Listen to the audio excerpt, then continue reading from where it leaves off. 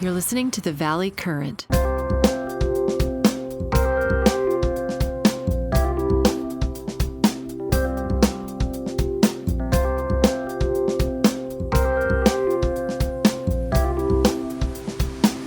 Hey, Andrew, I owe you lunch. Hey, you're looking young and youthful. Are you getting some tennis in? You know, not so much. I'm remodeling my house, so and just getting ready for this pub, but a little bit. I really into it for a while, Jack, but it's taken a back seat here. Taking a back seat to your big talc conference that's coming up? Yeah, well, I'm just doing a panel. That the Unleash conference is something different. I'm looking for my, how do I make myself look pretty? Because it looks like I'm in the witness protection Yeah, program. you need some light. You need like a big strobe light or something on you, right? Well, you know what's funny, Jack, is I just took down my, let me move this a little bit. I just took down my Christmas tree. Ah, there you go. I was getting so much mileage out of it from the meetings that I was on. I was like, oh no, yeah, I'm just going to leave it up. I'm going to decorate it with Easter eggs. And then it was, well, the reason it's still up is because there's so many presents under it. It's taken me so long. And then I just ran out of BS. But wait, don't the little green things fall off, all the leaves? Don't they fall off? Dude, there's a whole pile of them on the floor? See the tree out there? Oh, okay. But it smelled good, Oh, yeah, it's a great smell. And I had the lights on it still. But you have to worry. When it gets too dry, if there's any match that lights up or any electrical spark, it'll just completely burn your house down. Combust, right? Yeah, well, that was my hope. It would spontaneously combust, and then. But Jack, it's like that's the least of my problems. My house is so torn up. Yeah. And I've had to come to Jesus with the contractor today. He's a buddy, great guy. Yeah. His brother used to work for me in my old life. And, I didn't want an interior decorator. I didn't want to pay $1 million. All my tape is in my mouth. This guy's freaking surgical. This guy is a Virgo. So the stuff he does is, I know we're recording. Let's just say it's top shelf.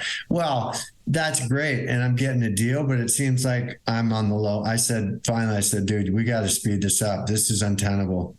What if I want to entertain somebody? There's dust, and Jack, don't get me wrong. It's like not a bad problem to have, but my God, dude, there's dust but I'm excited. It's going to turn out really well. Well, what are you doing? Are you adding another floor or something? No, just, retail, paint, carpet, hardwood floors, new kitchen, new bathroom. Okay. So you're doing some stuff that's more than cosmetic, right? Yeah. Upgrading this house I've owned the house for 30 years, but I've lived here. You're ready to burn the mortgage. Well, I wish I'm not a real estate baron like you yet.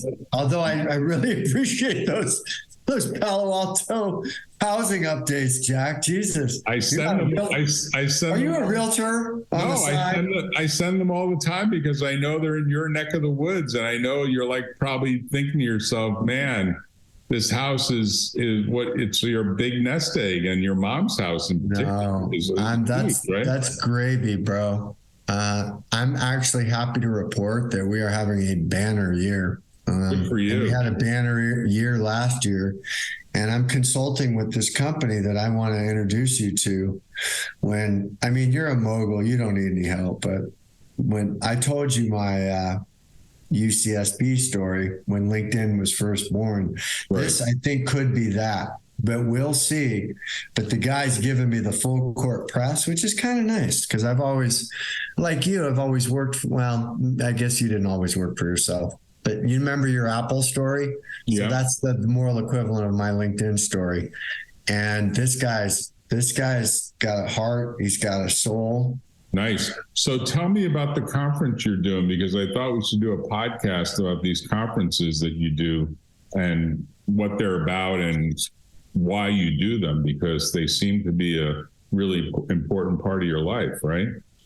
the Tout Group, as you know, I tried to engage you to help me start a benefits corporation, and you very expertly said, listen, smarty pants, there's a few things you ought to know. It's not like you pin a note to someone's chest and poof, you're a benefits corporation. Yeah. I love that about you. Yeah. Anyway, so. And I didn't charge you for all that good advice. Let's remember that. And that, Jack, even though you kept saying, you should charge me. Start charging me. No, I don't want to do that. You look good, by the way. I think I'm finding all that weight you're losing. Yeah. What's happening? Are you just staying at home? You're not getting on the tennis court, is what you're saying. Bro, there's what's happening. Wow, that looks great. What are you doing? Lifting weights? You know what? It's yoga. It's resistance training. It's good, clean living. Well, it sounds good. It sounds smart, right? Well, I'm just following your advice. It's the right thing to do. So tell me what you're doing with this conference and why you do it, because you do put some time into these conferences, right? I think the one you're doing next is called TALC, T-A-L-C. What does that stand for? It's the Talent Acquisition Leadership Council. It's a consortium of talent acquisition leaders who are actively leading talent acquisition organizations within their companies like Zoom, Splunk, Okta, Intuit, not to name drop it. It's a good group of people. And so it's peer-to-peer. It's a closed group. There's no vendors allowed. Nice. Candidly, I'm just a facilitator. And my intentions were selfishly as kind of a lead gen, or right, like the wolf in the chicken coop. Right. Theoretically, I am a vendor.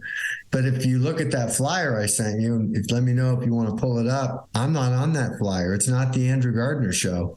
I got a really good facilitator. And I got a great group of panelists. There's a Slack channel, and there's a lot of lively, spirited, open, and frank conversation about, hey, what are we doing around pay transparency, contracting job markets? Why is TA always the stepchild and under leveraged or under budgeted? What do we do with Zoom's problem is they're getting 10,000 applications for every, that's an exaggeration. Let's say 1,000 applications for every open rec they're unsolicited, they're over the transom. And they have to process these, right? They all have to be processed and addressed and responded to in compliance with OFCCP and all these. So how do we discourage people from applying for positions that frankly they're not qualified for? That's their problem. So they put that up on the Slack, on the channel, and but so everyone's kind of doing the same, solving more or less for the same challenge. So I like being involved because I meet a lot of smart, cool people, and the energy of the group's good. And they're people that are doing the deal. People not unlike you, Jack. Well, a lot of people don't realize years ago they called it the HR department. Resource. Before that, it was personnel. Yeah, before that, it was personnel and staffing. But now, really, the higher order in the knowledge field is called talent. And the department that pursues the talent is called talent acquisition. And the people that run those groups are called talent acquisition leaders, right? Because they're leading groups. TA leaders, for sure. And those people are pretty important because, unfortunately, talent is like a revolving door in Silicon Valley and elsewhere throughout the United States, as we know, right? Like, unfortunately, people don't stay.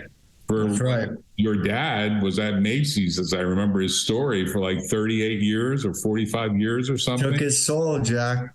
I mean, that's a guy who was salt of the earth and probably started in the mailroom, actually got an MBA from Harvard or Stanford or something. Right?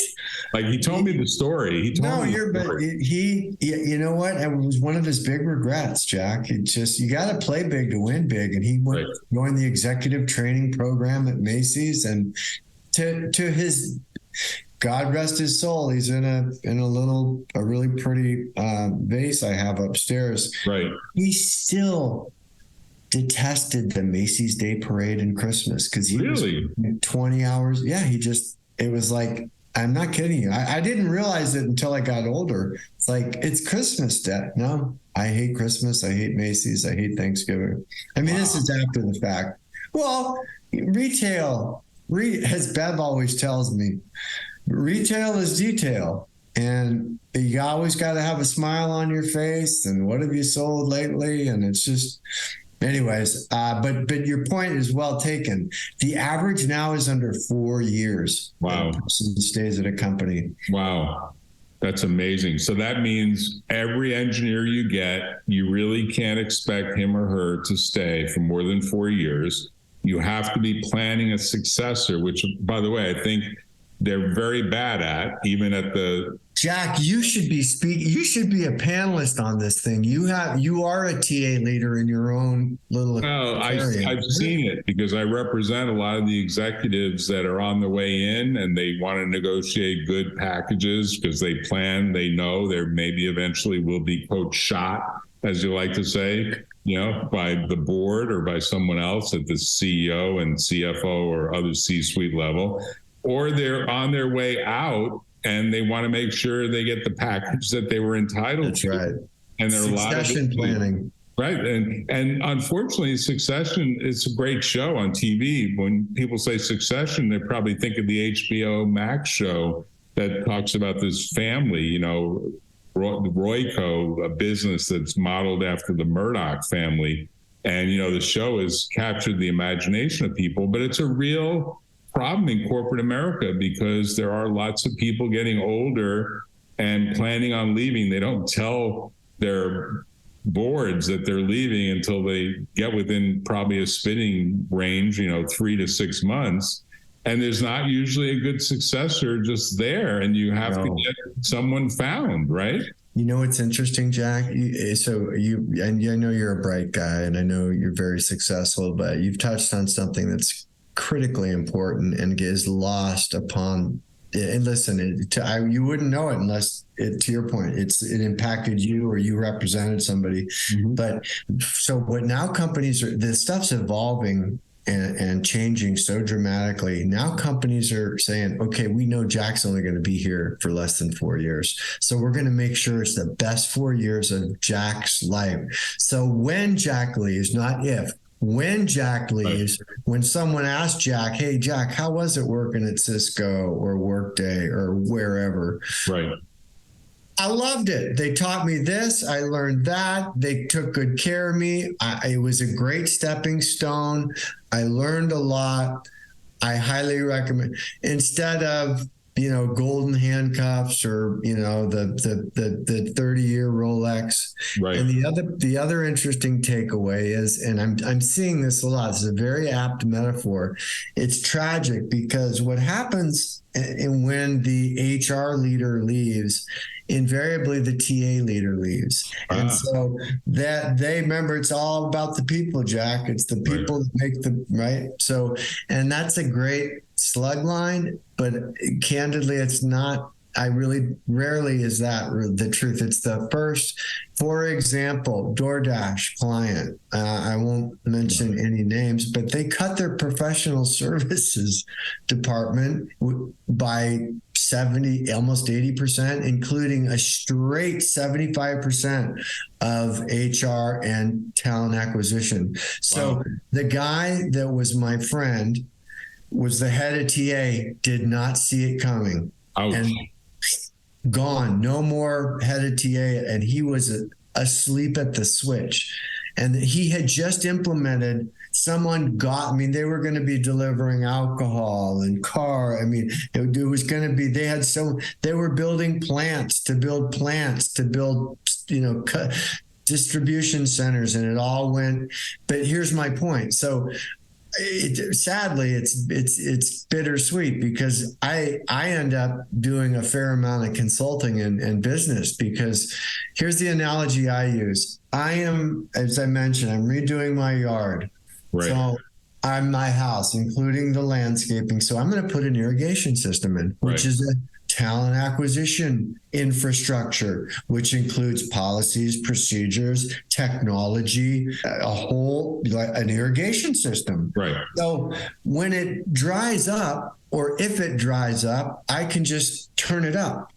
Yeah, it's not if, it's when. As you Thank you. And so, but if it's raining, I can turn it down. No, you can get automation. You can get some automation to do that for you too. Exactly. But when there's a dry spell, Jack, we don't rip out the irrigation system. No. We adjust the automated system. Right. We adjust it. Right. But companies panic. They react. They don't respond. Yes. And as you know, I don't know what, 20 years older than you. So I've spent a lot of time doing this. You're 20 years younger. You're way younger. It's very kind of you, Jack. You're looking great. In any case, so 9/11, Y2K, 2007, dot bomb. So they ripped this thing apart, and then it has to be rebuilt. Yeah. And they never bring someone in because it's going great. They have to bring someone in to rebuild something or tear something down, what little of it there is left, and rebuild something or repair something. So what I do for a living, in kind of in alignment with that Talco association I facilitate, is very valuable because they're all doing the same thing. And they're all at some phase, but it's so sad because I've got to come in, morale's low, the stock at company X, Y, or Z just dropped precipitously. And now I'm going to get you really excited about coming here, Jack, even though, we're listing heavily, morale's at an all-time low, the economy's in the dumper, the banking stuff, the contracting.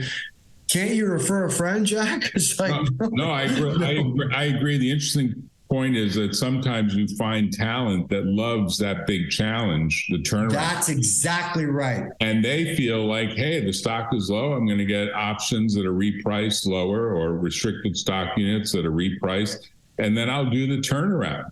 And, if they feel like the bones are still good, that the business still has goodwill, that there's basically customers that want the service, competitors have not eaten their lunch, there's still a good brand there. Sometimes it's reshuffling some cards. But I agree with you. Google just stopped a bunch of construction. I'm sure you saw that in the news. They have had a project to build a big campus in the San Jose area for a long time.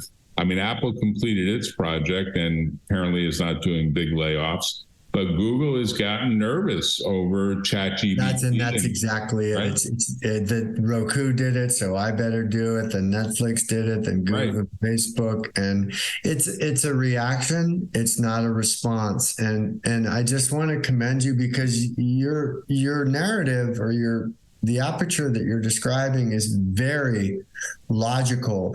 You're the one that introduced me. I found the napkin of Maslow when you drew that out for me. I'm not kidding you. I should have made you sign it. It's going to be a lot of money. I've got a version of it here on my desk. It's sort of funny. I've got I have that, dude. I have that exact same one, except for the napkin's a little bigger because I'm purging, right? And I'm just remodel. I'm going. Yeah, you're redoing your whole place. I have a lot of respect for you because now I see what, how, and why some of the lifestyle decisions you were making. But back to the point. So none of this stuff, the Pareto principle, I'm sure I learned it from you. The 80-20 principle. Big mentor of mine. Yeah. So you're right. No one says, when I grow up, I'm going to be a TA leader. They fall into it because they're really good. They'll take a challenge like you just dropped and said, you know what? I can do this. I can turn this thing around. Right. Just stand back.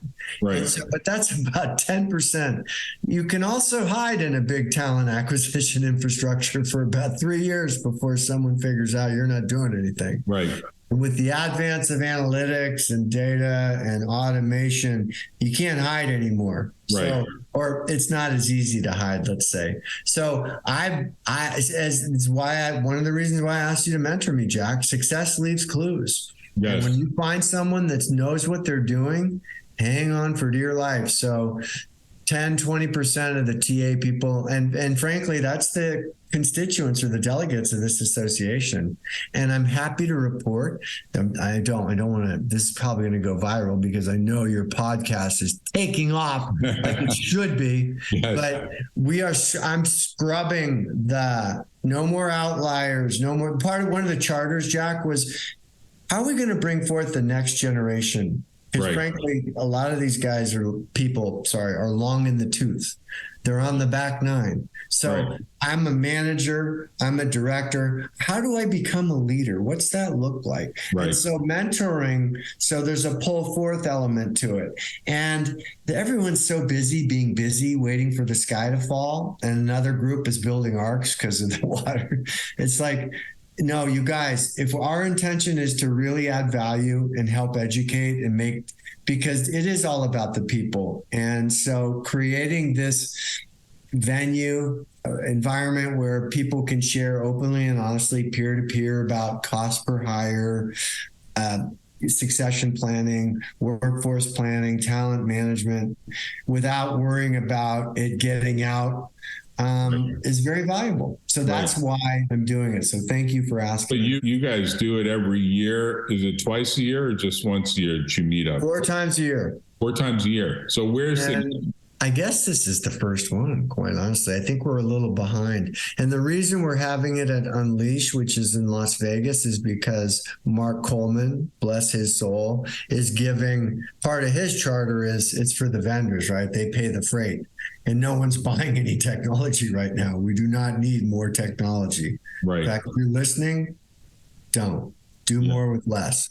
Yeah. In any case, he knows that the Tau group is going to bring 60, 70 TA leaders or wannabe TA leaders. So he comps us the rooms. Oh, nice. Comps us the passes. Beautiful. And then Donnie and I kick in a little bit for the jet, and everybody wins. So do you end up like doing a private aviation kind of thing with a jet, or you go west? Yeah, it sounds sexy, but the truth is it's JSX out of Oakland, which is when you decide, I think by now they probably go to Florida, Jack. You should check it out. They're JSX owned by JetBlue.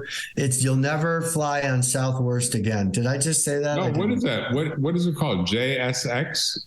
Google it, JSX. They fly out of Oakland.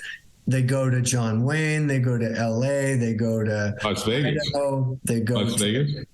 Vegas. I'm telling you, right off no TSA, Jack. No nothing. It's like it's like the old days, like the stairs right onto the plane. I can't believe that. You should, and it's a little bit more expensive, but the time and energy that you save, whether it's TSA, is genius. I will not fly commercially to Las Vegas, and I'm not a big Vegas guy anyways, but LA, San Diego, anywhere kind of local, but I think they were working on Florida, and I'm begging them to do Boston. That would be the... So when did you discover this?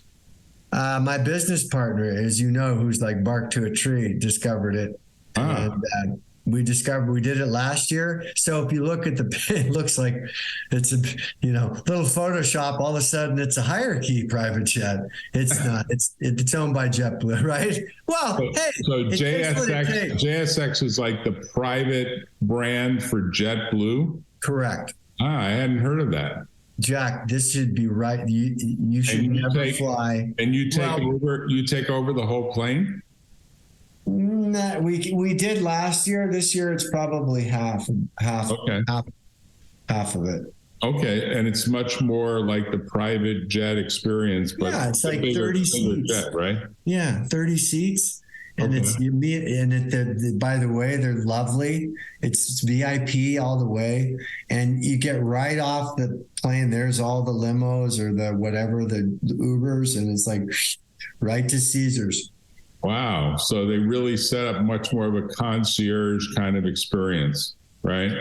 And this open to anybody, not just a Talc or Unleash, but it just, listen, I know this is off topic, but No, it's a good commercial for them. yeah, it's just, Maybe here's what I've something. noticed about these TA leaders, Jack, is they're always being hustled by somebody to buy something that's going to revolutionize the way you screen, hire, source, schedule, background check, source, whatever it is. And they don't pick up the phone.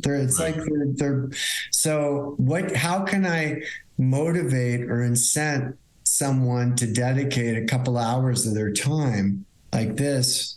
So the easier I can make it for them, and some people like the Vegas thing, and it's a +1, right? So you can bring your spouse.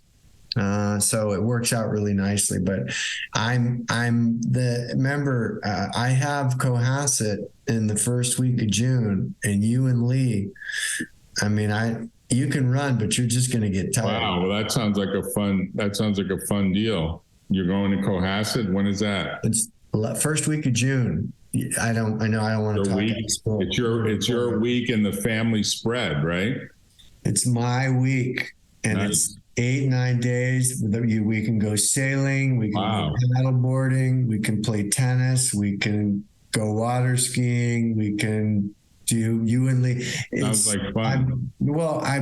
It's something if I could give you anything, the man that has everything, it would be this. Well, that would be great. Are you going? Yeah, I am going. And right now I'm going with all my friends by myself. You got a big party, right? It's a big house, isn't it? It is. That's my point. You and Lee, you wouldn't even see me. No. I want to see you. I was just curious. That's an issue. You have a tennis court. You have a tennis court there too, don't you? Yes. I'm trying to get some tennis lessons in. Make it happen, mister. Yeah. Get here. I don't make this into a Andrew Beggs Jack. No, it sounds great. Let me check with the missus and see what's going on, because we're always trying to juggle schedules and make things that make sense. This would be the nicest, and you need it. No one ever said, man, I sure wish I'd spent more time working. No, I agree with you. But let's get back and wrap up on the talc thing, because you do this 4 times a year for just these talent leaders. So you got to become a member of the club to be a member. I guess you bring in some outside speakers too, right? Don't you? Well, so that's a good question. Thank you, Jack. So what makes it, there's no dearth of HR networking groups. So the world does not need another, and I'm not throwing sand, but this is not that. This is for the people. They pick the topics. We've done diversity, we've done veterans, we've done, whatever's right now we did COVID. Whatever's interesting, and right now it's doing more with less. We started out with your prototypical, what are best practices in a contracting job market, and the call with the panelists before the call, getting everyone organized and who can speak and blah, blah, blah, was so lively and organic. It was like the talking points were off the table. It was like, I'm just going to let you guys talk. I learned so much on that call. So they really decide what's interesting. And a lot of it is what you just said. So here's some interesting information for your listeners and viewers. HR is typically treated like a stepchild, with the budget, with the responsibilities, and it makes itself manifest in the way they're treated. And so one of the things that came up on the this is it, right? The Talent Acquisition Leadership Council, right? Well, yeah, but I would go to svtalc.org. SV? Yeah, well, because up until COVID, it was SiliconValley.org, and COVID fixed that. So now it's global. Ah, okay. So what I was at was something different. Well, yeah, I think you were probably at the LinkedIn page, which is probably fine. Okay. But one of the things that's getting me excited, which is why I reached out to you a couple of months ago and you educated me on, was how do I get 20, 30, 60 Bigfoots to give me their undivided attention when their hair's on fire? and Right. they're just trying to do whatever they do. So all of these people you see there are very busy. But one of the key takeaways, Jack, from the panel, the call before the call for the panel was you got to treat talent acquisition like a business unit. Yes. Like if you want to be taken seriously, you have to act serious. So who do you report into? Maybe you should be reporting into the CEO, not the CFO, right? Not even the CHRO. So are you going tomorrow? It looks like it's happening tomorrow. I am. I'm a little frustrated because the plan is, and always has been, the second year in a row we've done it, Jack, is to do it the day before the event starts. Well, we were the only outfit that did it last year because then everyone's not drunk and hungover. Right. The day before you the are. event. There's some pictures of you here from the one that took. Well, no, that was at Foothills. I think you made it to that one. Yeah. That was the. And I think, did you come to the Christmas? You came to the Christmas one at my mom's house. Right. We had another one that was at a taco bar. Anyways, so yeah, we have them ad hoc, but again, doing it out of the OICF JSX. Good, look that up. So yeah, it's I learn a lot. And what's interesting is because of the no vendor policy, really a tendency to talk about what's really going on, and not vendor bashing, but the vendors love this stuff. They'll sponsor dinners and, VIP things and this and that. And, so it's not a profit center by any means. It's the right thing to do, which is you do quite a bit of. Yeah, I mean, I think the veterans thing that you did last year was really smart. And of course, now you're doing something that probably is on everyone's minds as Silicon Valley sort of cuts back, right? Because we're seeing a lot of layoffs in anticipation that things are going to get worse before they get better. And overall, I would say that probably there is a certain creative destruction in process where things will get rebuilt with hopefully a lot more efficiency than what previously existed, right? That's your business. Your business is driving it. It's my business. Right? And I mean, you're the very smart man, Jack, but this is the perfect time to be creating a solution from the chaos. Want to villainize anybody, but a sourcing tool. In other words, a tool that a company deploys to find talent that's not looking, let's say. Right. Used to be very, and still is to a large extent, very expensive. Well, that shifted because now so many people have gotten laid off. There's far more job seekers than there are jobs, but it's going to shift. So now's the time to create and innovate. And also a lot of that happens. And as you know, necessity is the mother of invention. Yes. And that's going to continue. And I'm sure your business is going to have more demands placed on it as people try to make sure they're using the best tools out there, because that's really what you do in the business that you co-founded and you co-lead, right? What's the name of your business again? The Hierarchy. Thank you, Jack. And here's a little good news for you and your viewers and listeners. I'm starting to sense a little bit of an uptick. Nice. We're through the worst of it. What are you seeing?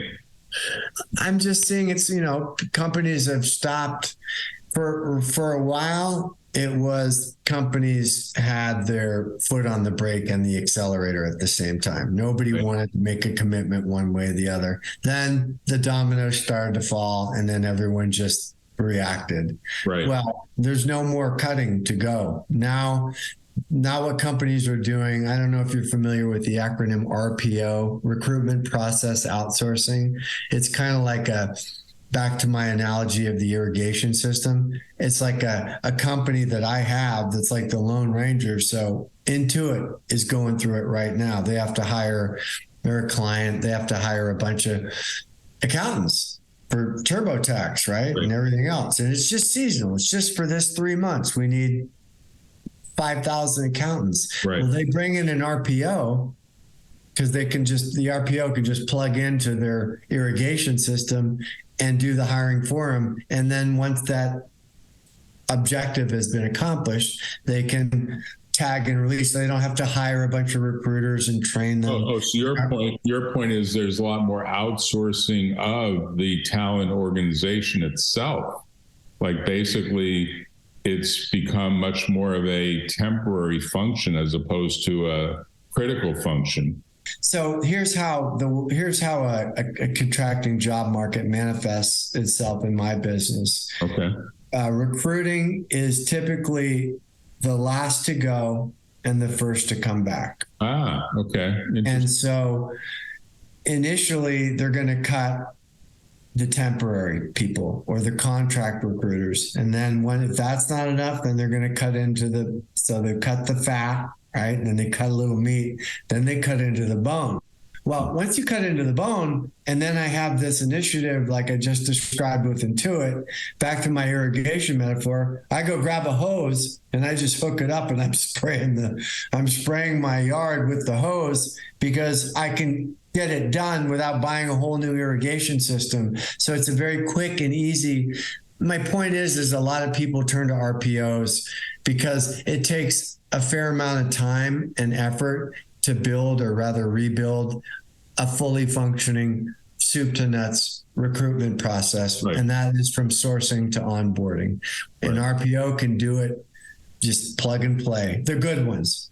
Yeah, I mean, it's a little bit like when you call the airlines these days. I'm not really sure you're talking to United Airlines or American Airlines or any of the airlines. I think you're talking to a call center that is some sort of business process outsource group that's taking the call and pretending to be a United employee, but they're not. They're essentially located. That's exactly right, Jack. Right? That's a great analogy. I mean, I'll tell you a funny story on that, which is I thought I had a certain reservation and I thought it was for a certain day. I go look in the app and it's like not there. And I go like pulling my limited hair out.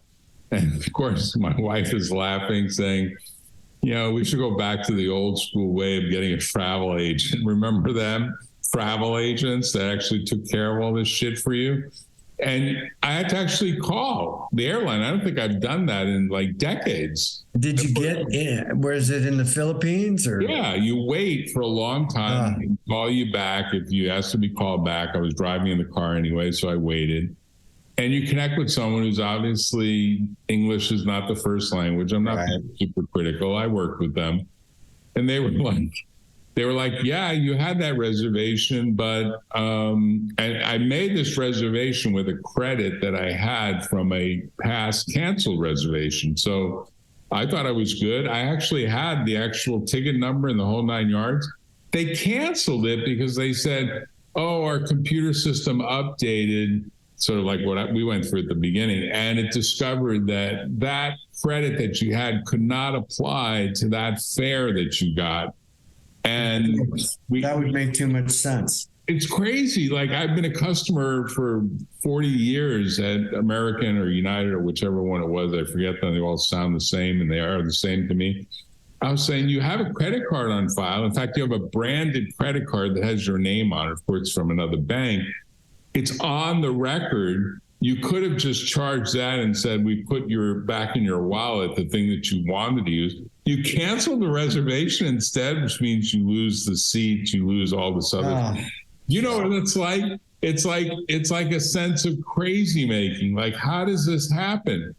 And she was very apologetic. I have to say, she had a very high EQ, if you're looking at the 7 Essences chart, for someone that was really a foreigner doing a job that would otherwise have been a job for an American, I suppose, or, a U.S. Well, so let me just tell you, you just touched on something that's incredibly insightful and relevant, because one of the downsides and common RPOs, but one of the drawbacks is just what you said. Hey, do you work for Gilead, or do you? Who are you? You have a Gilead email address, but so who else are you working for? You work for Genentech, or So unless you've done your homework, that's why the really good. There's a couple of big, very well-known RPOs, but a smaller one that is someone that has led TA at a biotech company would be so sensitive to your needs. It's all relationships. You hear people say it's who you know. No, it's not. It's who knows you. Hey, one more thing, because I know you're going to cut me off here. The biggest loser in all of this, Jack, is the candidate. Yeah, it's true. You've heard me say, and I'm rekindling my podcast, and it's just going to be dedicated to the job seekers. The job seekers get screwed because no one knows how to get, just like your airline story. Who am I talking to? Am I talking to? So if you're listening to this and you're a job seeker or you know someone that's looking for a job, when you do your job search right now, I think it's something like over 70% of the job seekers begin their job search on Google. Right.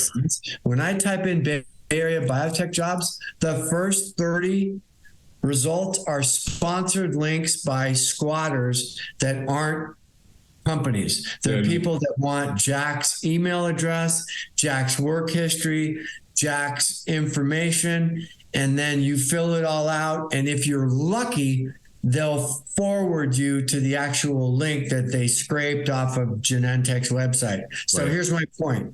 Job seeker, do not apply for a job online unless you're sure you're applying on the career portal that's listed on the corporate site of the company for which you're applying. Right.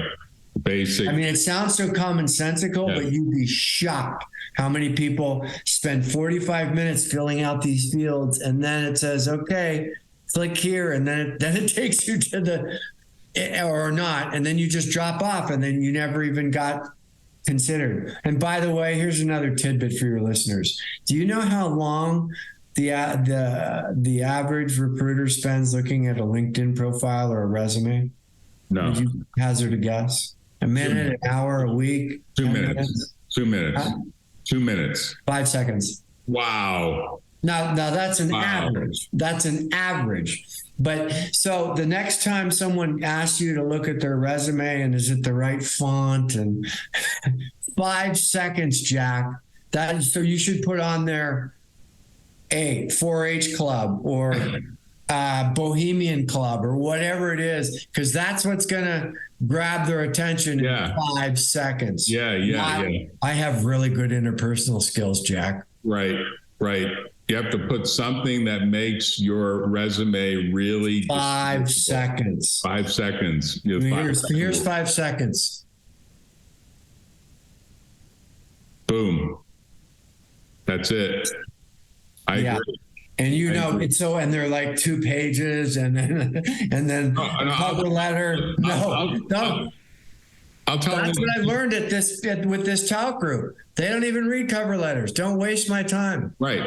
I can't tell you the number of students that we've had come in as interns that they put the computer law group work the summer. All of a sudden, it's like people are, we know that firm. We know Jack Russo. And all of a sudden they get invited and they say it was magical. It didn't matter that they went to a certain high school or even a certain college. It's they worked as an intern in the summer, and maybe I gave them a reference letter to attach to their resume. It made a big difference. That's the differentiator. Well, Jack, I'm going to pay you a very genuine, authentic, legitimate compliment. You are a good man. You took me under your wing and you've helped so many people, and it's like spreading seeds. Your brand is so strong and so good because you go the extra mile. You treat everybody the same. You're humble. I mean, if I bumped into you on the street, I wouldn't know that you were a land baron or you're being just nice. a regular guy. You're being nice to me, but I am not being nice to you. I'm telling you. I did something today to get a kick out of. I'll send it to you. I chat GBT'd myself and asked, what does chat GPT know about Jack Russo? I'll send you the results. Send it to me. Do you know they're a client of the hierarchy? I wrote my mom a poem in iambic pentameter, haiku, because she was an aspiring professional figure skater in her youth. And she thought I was, Brilliant. Shakespeare. Brilliant. Anyway, thanks, Andrew. I look forward to seeing you. Have a good trip. We'll do another one where you tell me what the results First week of June. Don't make me beg. Of course. Take care. Thank you, Jack. Bye-bye.